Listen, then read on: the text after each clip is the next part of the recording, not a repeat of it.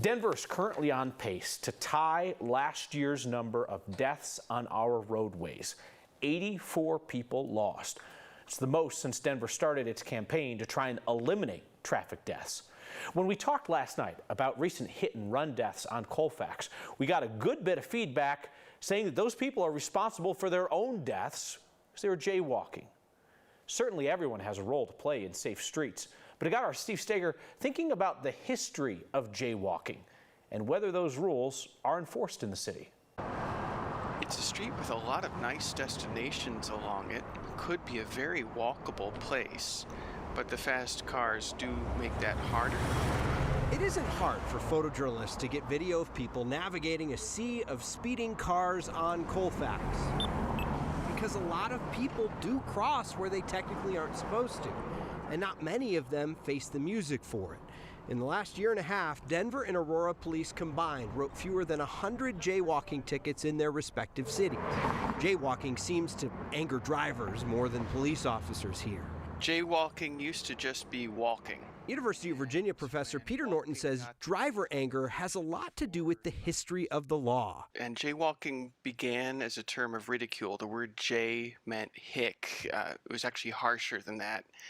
And it was a way to sort of pressure people out of using streets the way people had always used streets before. When cars were new, a lot of people wanted them banned from cities where they posed danger to people who walked in the streets.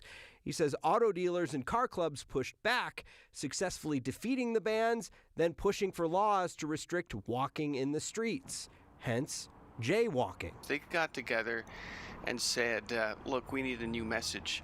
And their message was, it's the motor age, it's the 20th century, times have changed, get with the program. If you still think walking around in streets is okay, then you're stuck in the past. Laws changed, and slowly norms did too. Well, one of the techniques in the 1920s was to get into the schools and teach children streets are for cars.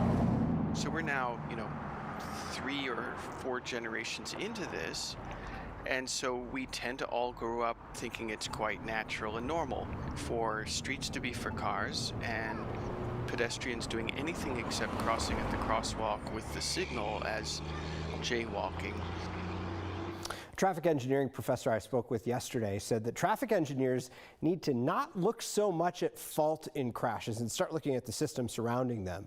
Plenty of reasons that people might be jaywalking. They may feel unsafe at crossing an intersection because of turning drivers, maybe the signal there is too short, or the nearest crosswalk, as is the case in a lot of places on Colfax, might be a little bit too far away.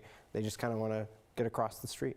And we know that systems impact the way that people move because drivers do it all the time. Oh, this road's terribly designed. That's why I had to make that U-turn there. Yeah, that's what this road is the speed limit's not good. I'm just going to do whatever I want to do here. Yeah. I think, the drivers get it. Drivers and get people it. walking do the same. Yeah. All right, Steve, thank you.